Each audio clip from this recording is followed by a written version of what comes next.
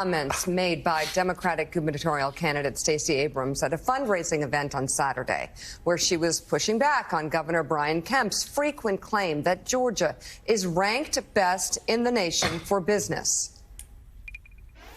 I am tired of hearing about being the best state in the country to do business when we are the worst state in the country to live.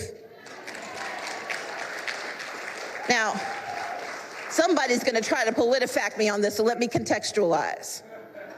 When you're number 48 for mental health, when you're number 1 for maternal mortality, when you have an incarceration rate that's on the rise and wages that are on the decline, then you're not the number 1 place to live. Okay, and then there's that "but wait, hold my beer" moment. Here is what Republican gubernatorial candidate David Perdue said in response to that. Did y'all see what Stacey said this weekend? Said that Georgia's the worst place in the country to live. Hey, she ain't from here. Let her go back where she came from. She doesn't like it here. The only thing she wants is to be president of the United States. She doesn't care about the people of Georgia. That's clear. You know, when we saw in 18 what she did and what she said, oh, we're going to have a blue wave, we're going to do it with documented and undocumented workers. You know, I don't think a lot of people in Georgia understood it. When she told black farmers, you don't need to be on the farm, and she told black workers in hospitality and all this, you don't need to be, she is demeaning her own race when it comes to that. Willie, I don't know where to start with that. I mean, no endorsement from Low Energy Don is going to erase all the things that happened there. He got replacement theory in there.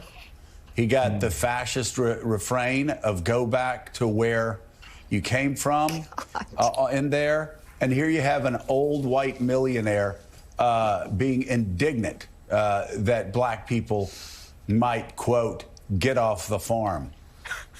Not sure what to do with that. Like, this is not a dog whistle.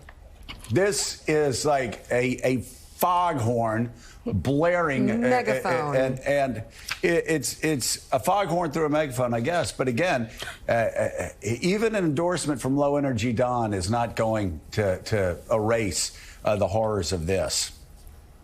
And said all that to the cheers of the crowd inside that bar. By the way, he's sitting next to Peter Navarro, former Trump advisor there as well. So he's got at least somebody supporting him from the Trump administration strongly. You know, Elise, you grew up in the South. You know what politics are like in those states, but the environment now is such that you can say something like that out loud, which is just, that was a breathtaking 30 seconds or whatever it was from David Perdue, and get cheers in your state. Now, the other side of that is he's likely going to lose by 20, 25 points tonight. It's just embarrassing. He's digging himself a deeper and deeper hole and just wallowing in it when it's not looking so good for him today. You know, Donald Trump might be very confident giving his bathrobe predictions over the phone since he's, you know, too busy to fly in on his private plane. Now, that's really, if you can't even be bothered to go somewhere when you actually have a plane 1 state away, that's really an investment in a candidate.